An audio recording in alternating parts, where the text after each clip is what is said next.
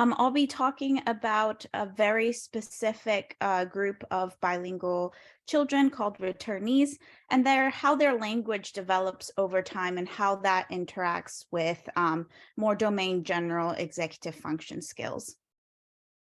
And hope you can see my screen now. Okay, so before we get into the details of the study, I'm sure the term returnee is not a familiar term for all of you, so I just want to be on the same page and describe who I mean by returnees. Now, returnees in the case of my studies are children who are born in Japan, and then they move to an English dominant environment for some years, whether that's in US, UK, Australia, New Zealand, and then they come back to Japan afterwards. So they spend some time in the foreign language environment and come back to Japan. And this is why they're called returnees, because they return to their homeland. And to give you a little bit more context and background of the experiences of these returnees, Rumiana Slavakova, actually, who knows my research well, she sent me a very nice kind of opinion art in the New York Times by Rumi Hara, and the title is "Are You American? The Question I Couldn't Answer." So I just wanted to share this with you very quickly. So this is set in Atlanta, 1993. I knew I was leaving soon, but I didn't really believe it. After 2 years in the United States, I was finally fitting in. Anytime I missed anime, I could go to a nearby Japanese video store to watch all I wanted. But soon the day came and I went back to Japan with my family. In Japan, my mom wanted to enroll me in an American school so that I could finish 5th grade in an English-speaking environment. My Japanese was rusty. Are you American? I was so offended by having my identity questioned that I didn't say anything. I enrolled in a local Japanese school after that. It didn't seem fair that I was expected to choose just one nationality. What if I was both, or neither, or something completely different? I was angry, most of all at myself. I wish I'd known what to say.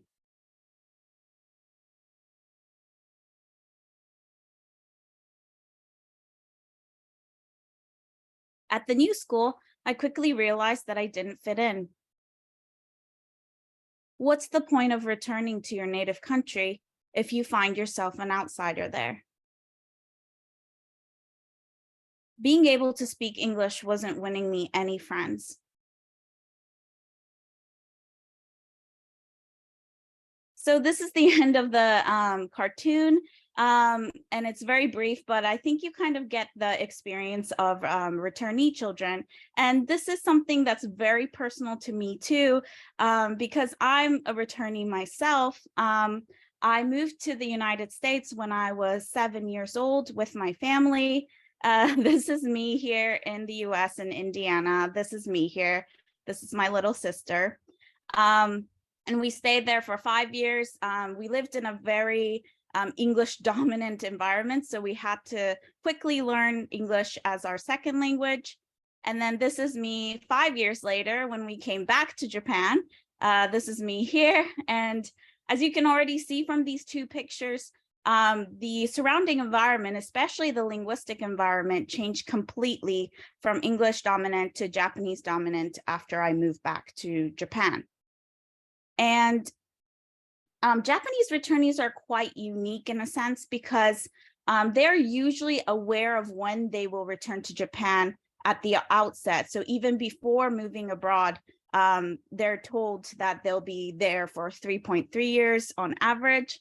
And they are usually families that come from high SES, since these are company workers from very big and prominent companies that send their workers abroad. And usually, like in my case, they're born in Japan and they acquire the host country's language as a second language. So these children are usually sequential bilinguals. And also another thing is that English is a highly valued language in Japan. So the families have more motivation to kind of maintain the second language after being back home in Japan. And actually the term for returnees in Japanese is kikokushijo. And this is something that everyone in Japan knows who they are.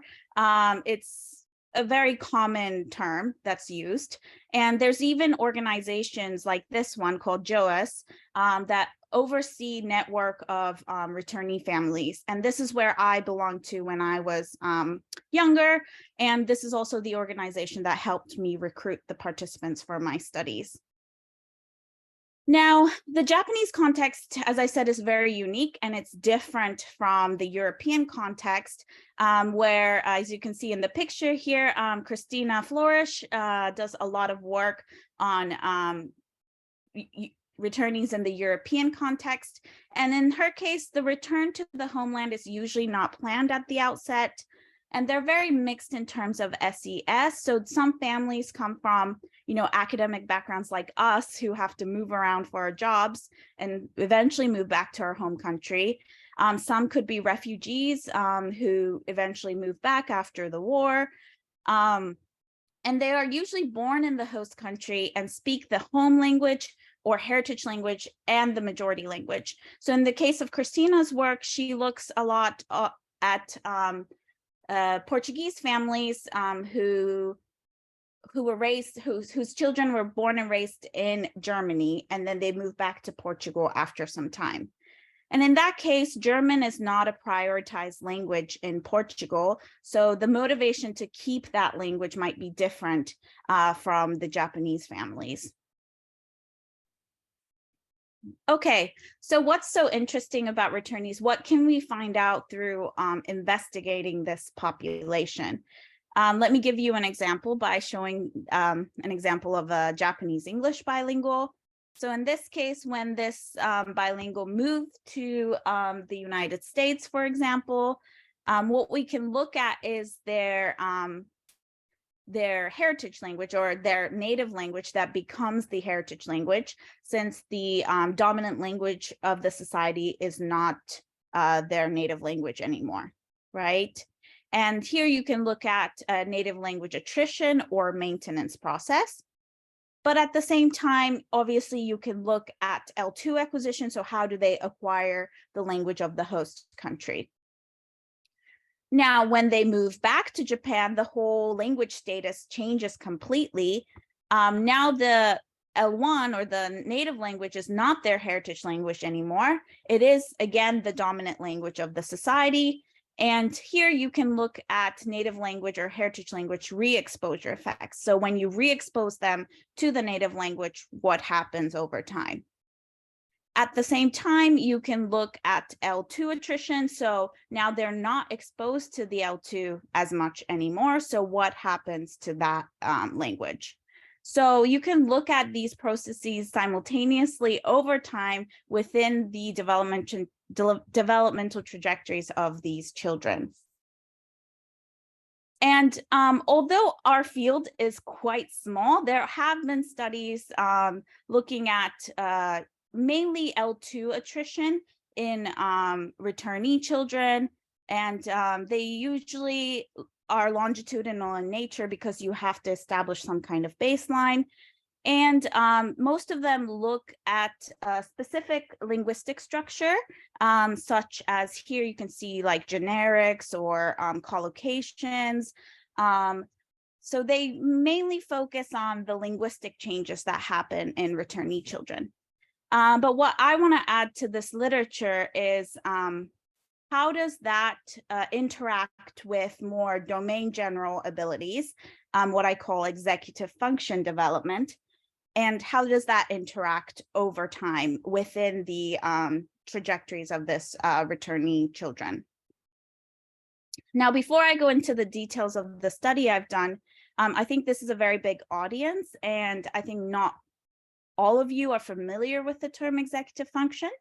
So I just want to kind of give you a simple definition of what I mean by executive function by showing you an example of this boy trying to cross the road.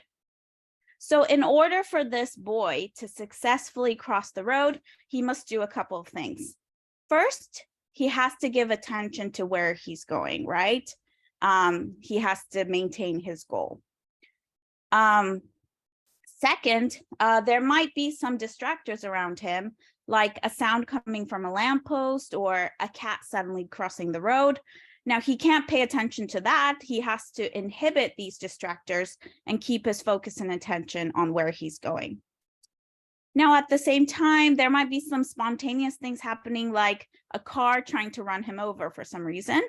Then he can't keep looking at where he's going. He has to shift his attention to the car and try avoid getting hit by the car, right?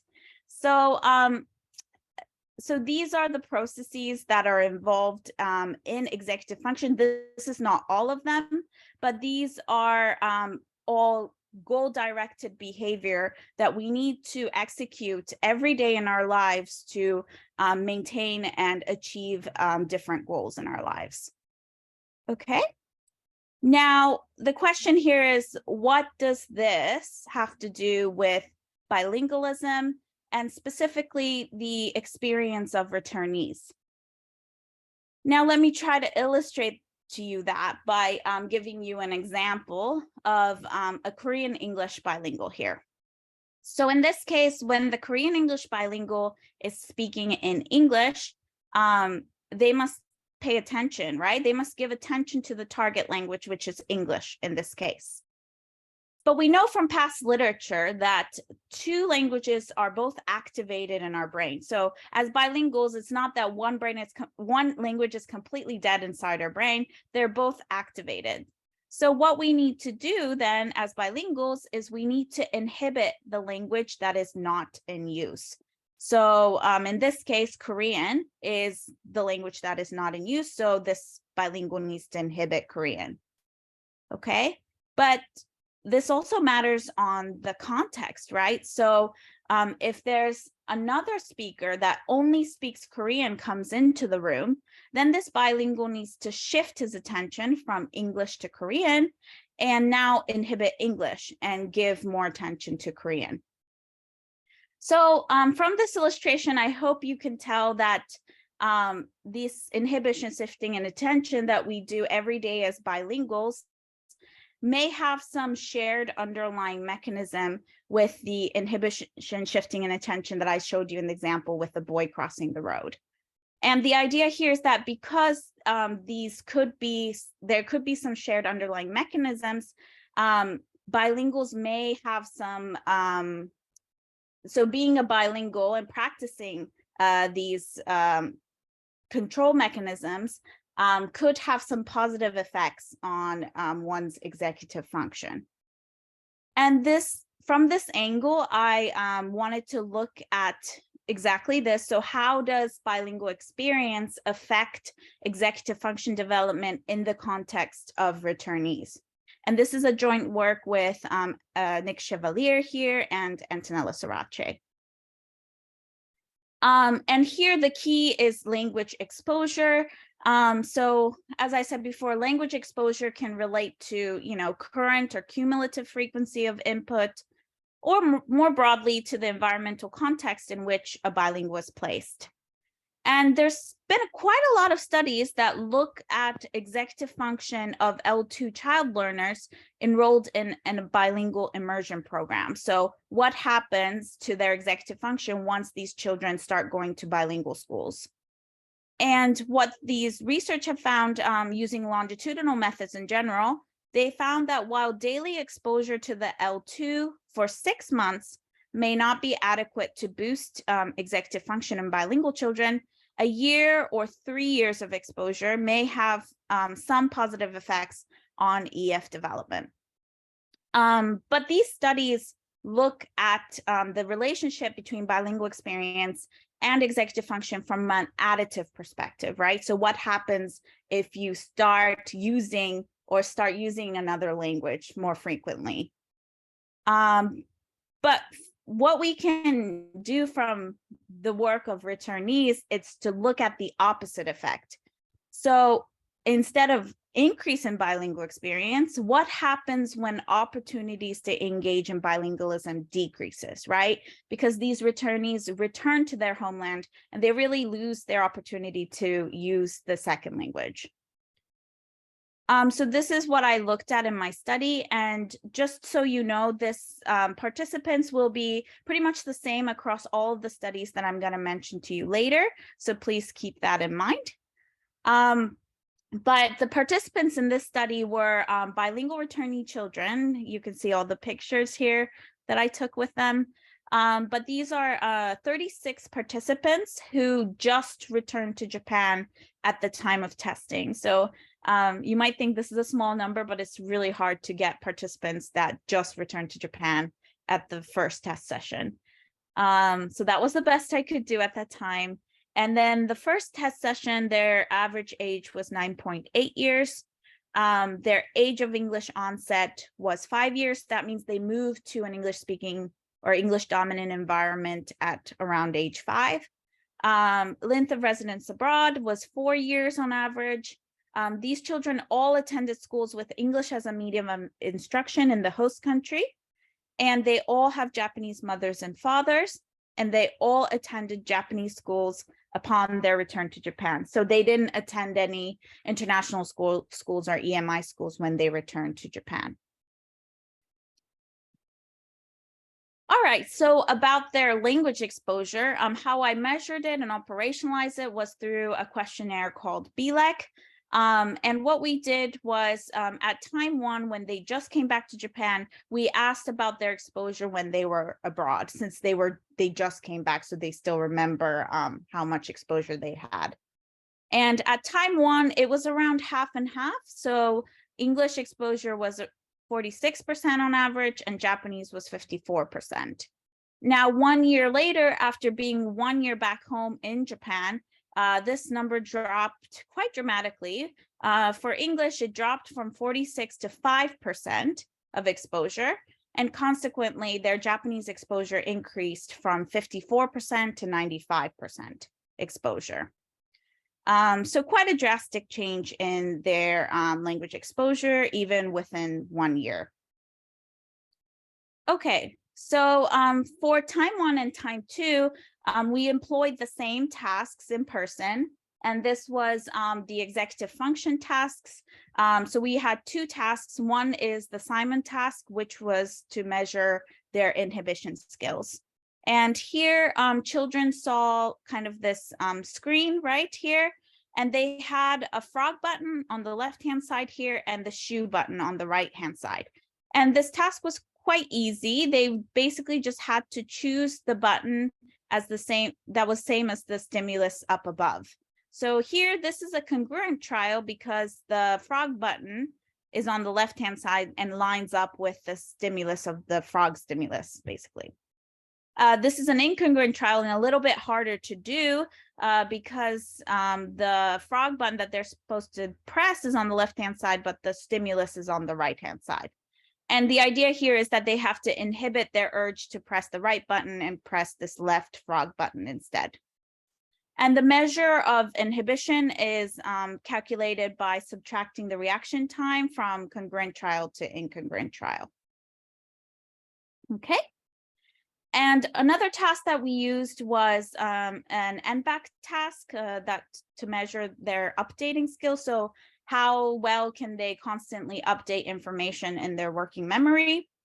And in this task, the children saw series of pictures like this. And first they were asked to do a very simple task. So this is basically, they were asked to press the picture when they saw a picture that was the same 1 trial back. So here you see a cat and then a cat, and you have to press here.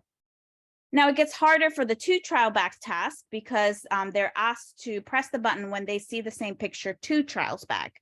So here you see smiley house, and then you have to press at the smiley here. And what I took as a measure of updating was their accuracy on this task overall, and also their reaction time on the accurate trials. Okay, and what I did was I correlated the performance of these tasks to how much change they've had in their exposure over time, from time 1 to time 2, in terms of their language experience. Okay. Right, so I'm just going to give you the significant results. So the only significant interactions I found with time and the reduction of L2 exposure was the NBAC task. We didn't find any effects for Simon, so I'm not going to introduce to that. But you can look at the paper too if you're interested in other effects. So this is the results of the NBAC task. And here on the x-axis is the amount of reduction in L2 exposure. So that means the higher the value, the more loss they experienced in English once coming back to Japan. The lower the value on the left-hand side here, the better they were able to maintain their English exposure despite being back home in Japan. Okay, and the y-axis is the log reaction time. So the higher the value, the slower the children were on this task.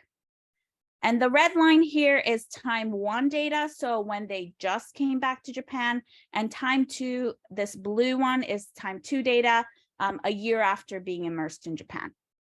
And what we can tell from this graph is that the more you were able to maintain the English exposure, despite being back home in Japan, your reaction time on the NBAC task decreases over time. You become faster, you become better at the task. Whereas if you're one of the participants who experienced quite a loss in English exposure, so loss in bilingual experience, then your reaction time doesn't change that much from time 1 to time 2. It just kind of stays the same. And the same pattern I found was with reaction time was found for accuracy. So here you can see that the more loss you experienced in English, your accuracy, now the y-axis is accuracy decreases from time 1 to time 2.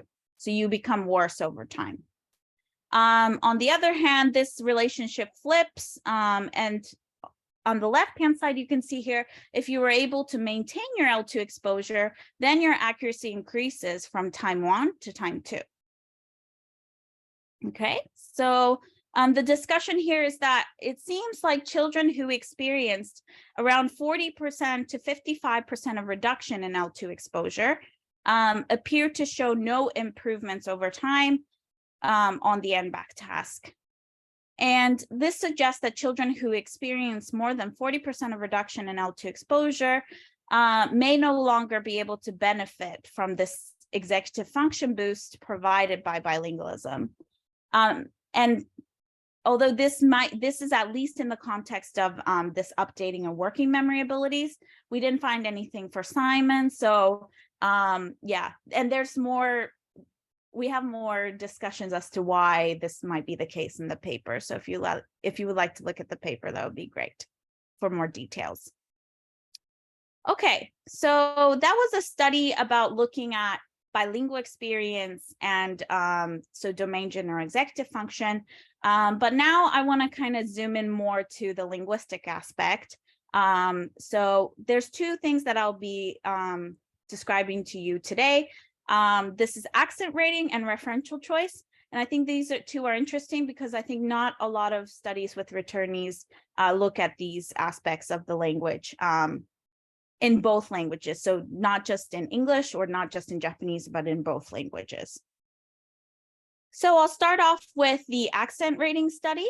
This was a joint work with here, my colleagues, Tim Lamaris, Tanya Kupish, and Jason Rothman.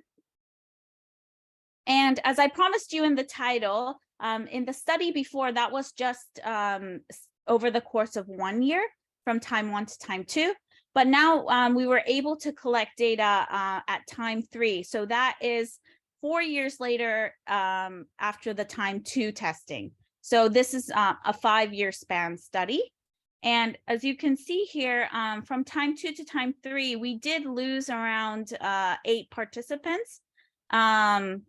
Yeah, due to different reasons. Obviously, there's been a lot of years past, so not everybody wanted to participate again, but this is a good number to do some type of statistical analysis. And now at time 3, these children are basically teenagers. They're not children anymore. So yeah, and then their English exposure is around 17% on average, and their Japanese exposure is 83. I think it's 17 here because now they're in middle school or high school, and they have now like English classes at school. Okay, so across all of these time points, how we elicited their audio was through a storytelling task, the classic frog, where are you task in Japanese, and frog on his own in English. So we took 10-second audio files from all of the participants in Japanese and English, and asked 45 raters in Japanese and English to rate their accent. And so these were all native speakers of Japanese, monolingual native speakers of Japanese, and monolingual native speakers of American English. And they were all familiar with some type of child speech. Okay. All right. So this is what the accent rating test looked like. This was done online with the raters. And basically, they were asked to rate these children's foreign accent on a scale of 1 to 9. So 1 is no foreign accent at all, and 9 is a very strong foreign accent. And they were also reminded not to kind of focus on grammatical errors, just focus on the accent itself, and not to worry about dialectal differences like American versus British English. Okay, so this is just an example I can show you now.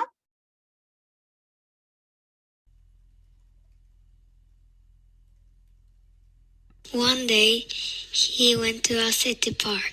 A dog was with him. He had a bucket filled with turtles and frogs. Okay, and they had... One day, a boy and his dog went on a walk down to the pond. At the pond, they saw a frog, and they wanted to catch the frog, so they went running down. And then they had to rate. Okay, so this was the task, and I don't know if you're all native English speakers, but I'm sure not, but I want to do this task with you guys. Here you go. So I want to do a little activity with you. Imagine that you're all raters now. And there are 2 participants that I've taken from the study. One participant whose English accent became stronger over time. So this participant's accent became worse or stronger in English over time. And there's another participant whose accent improved over time. So their accent became weaker. So they sounded more native-like after 5 years. So I'm going to show you this audio file. I want you to listen to it and decide which participant is which. Okay. So now this is time 1. So when this first participant just came back to Japan. They went to a lake and jumped onto a boat that was made by a little boy. Okay.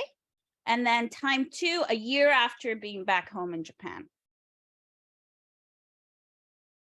Catch him, and he jumped to the trash, and the cat got him, and then the cat saw the dog.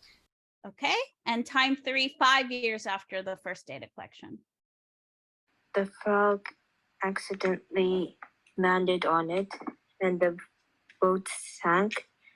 So the boy got very upset. Okay, now this is participant 2, time 1, when they just returned to Japan. Successfully caught the frog, but the first boy with the bucket came back and the dog barked at the cat. The frog was saved and he... Okay, time 2, a year after. Then the frog went into the bed with the baby, and the frog drank the milk of the baby instead of the baby. Okay, time 3, 5 years later. The couple was surprised to find a frog on the woman's arm. The woman threw the frog away, and the man threw a cup of tea at the frog. Okay, so that was it. I can't see you all, but I hope you got an idea of which one's which. So the first participant was the one that their accent, in English accent, became stronger over time. And the second participant, their accent improved over time. Okay. So I hope you guys were right, but on the aggregate level, this is what we see. So this is the interaction between time and language on the accent rating.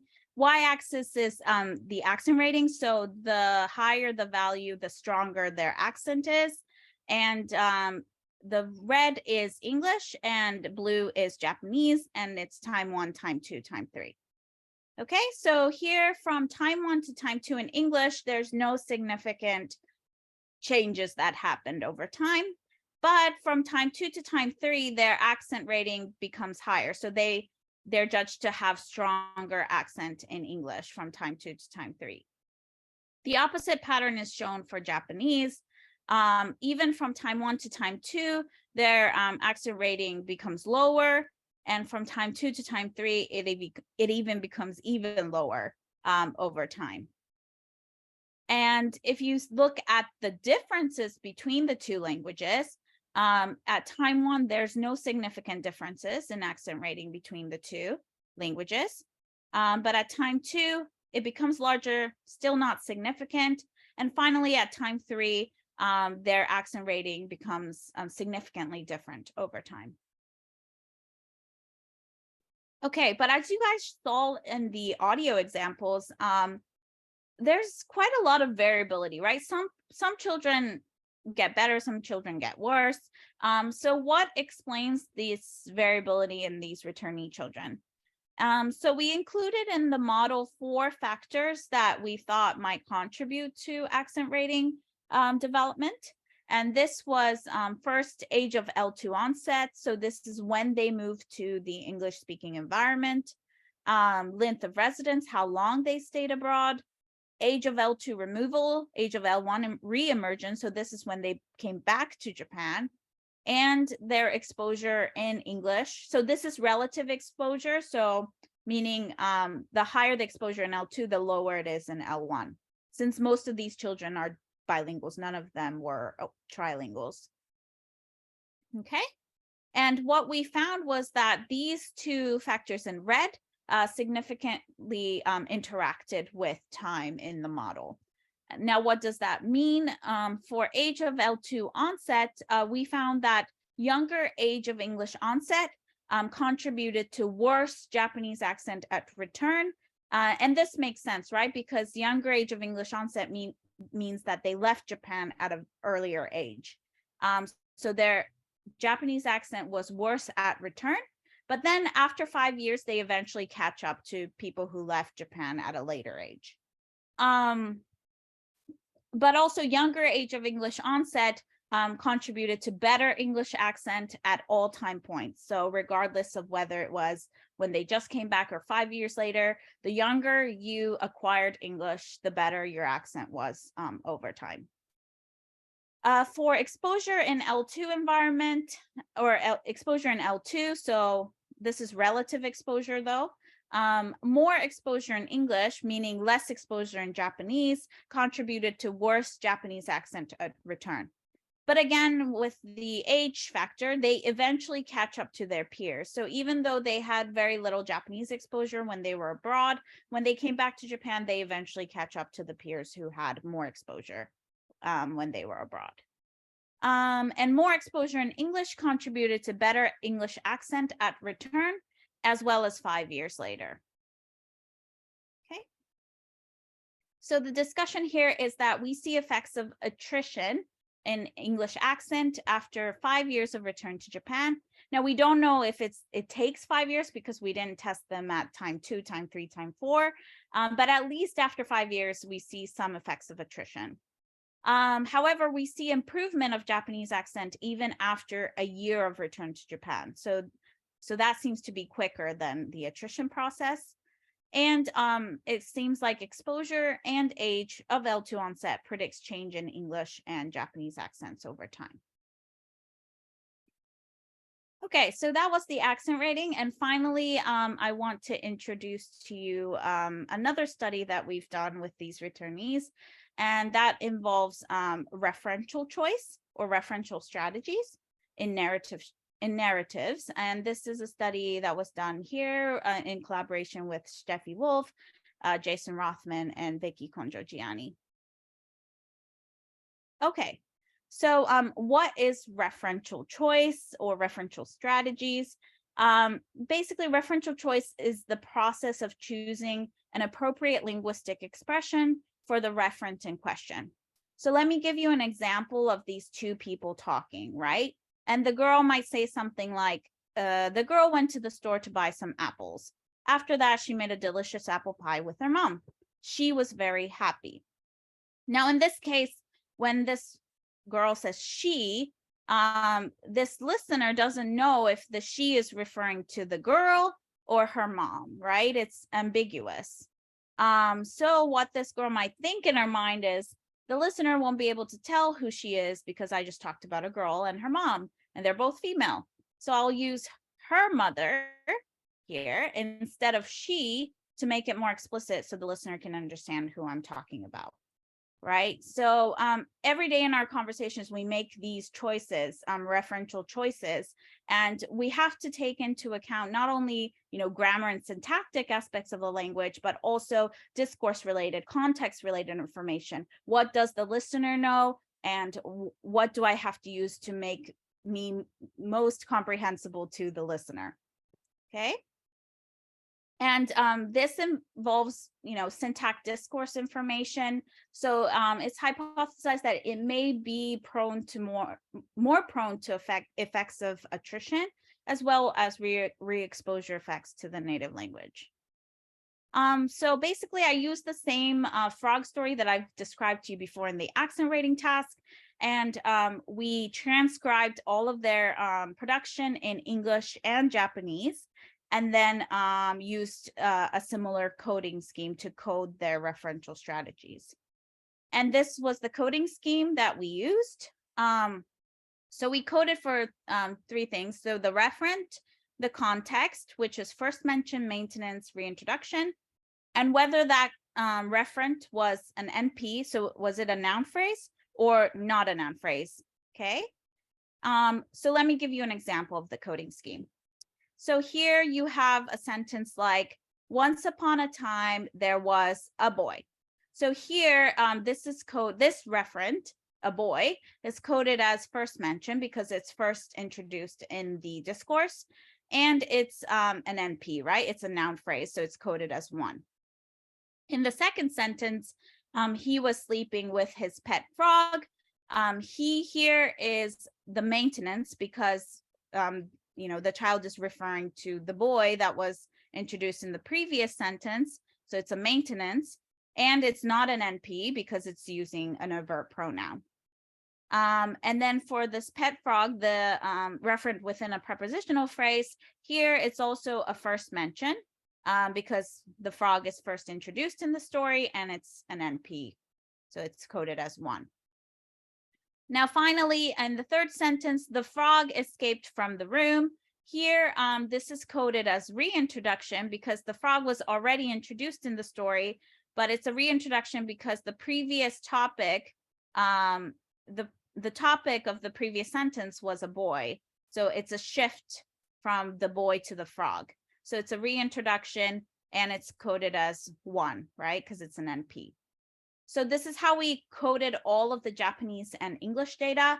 But I must say for Japanese, everything was the same except for that in Japanese, we do have pronouns, overt pronouns like he or she, but Japanese children never use them in production. So basically when it's coded as 0, not NP, it basically means that they were using null pronouns. So they were dropping pronouns. So that's something that's a little bit different from Japanese and English due to, the internal language structure itself. Okay. So here are the results from time 1, time 2, time 3. So, a year when they just came back to Japan, 1 year later, and 5 years later.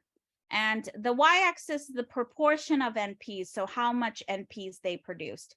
The higher the value, the more NPs. The lower, that means they used more overt pronouns or no pronouns. Overt pronouns for English and no pronouns for Japanese. Okay, and the red is first mention context, blue is maintenance, and green is reintroduction. So what you can see overall looking at this graph is that the children are doing what they're supposed to do. In the first mention context where they should mention the referent, they do, right? 100% of the time they use NPs. And then for the maintenance context where they should use a no pronoun or a verb pronoun to kind of avoid redundancy, it's lower, right? The percentage of NPs is lower. And then for reintroduction, where they should probably use an NP to be less ambiguous, right? They do use, around 70 to 80% of the time. So they are doing what they're supposed to do, but the question here is, what happens over time? Does this strategy change over time? And what we can see is that for English here on the left-hand side of the panel, there's no differences across time.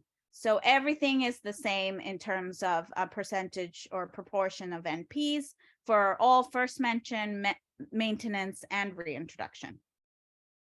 What changes is for Japanese. For Japanese, as you can see here, first mention, they're always the same, around 100% of NP use. However, in reintroduction context, when they have to, reintroduce the referent that they've already mentioned, you can see that from time 1 to time 3 and time 2 to time 3, there's an increase in the use of NPs, which is the expected results, right? Once they're immersed in the Japanese environment for 5 years, they learned that they have to become more explicit in the reintroduction context. Okay, and then for maintenance, the opposite pattern happens, which is the expected results. So from time 2 to time 3, there's a decrease in the proportion of NPs, meaning they use more no pronouns over time.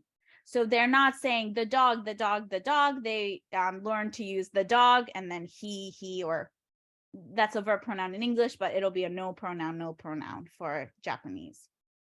Okay. And we did a correlation matrix between exposure differences. So this is the x-axis is the exposure differences in English from time 1 to time 3. And this is the proportion of NPs differences from time 3 to time 1 in English in the maintenance context. And this was the only kind of correlation that came out significant out of all the contexts and all the correlations that we've looked at. And I think it makes sense. So here on the x-axis, you can see that the more loss in English exposure that these children experienced, the higher the use of redundant NPs in the maintenance context. So children who are not exposed to English anymore when they came back to Japan, they seem to be redundant in their use of reference. So they'll say, the frog did this, the frog did that, the frog did this, instead of in English saying, the frog did this, he did this, he did this, right? So there seems to be quite a strong correlation there. Okay, so the discussion here is that we see effects of re-exposure to Japanese. Returnee children produce more NPs in reintroduction context and less NPs in maintenance context over time, which seems to index development. It's in the expected direction.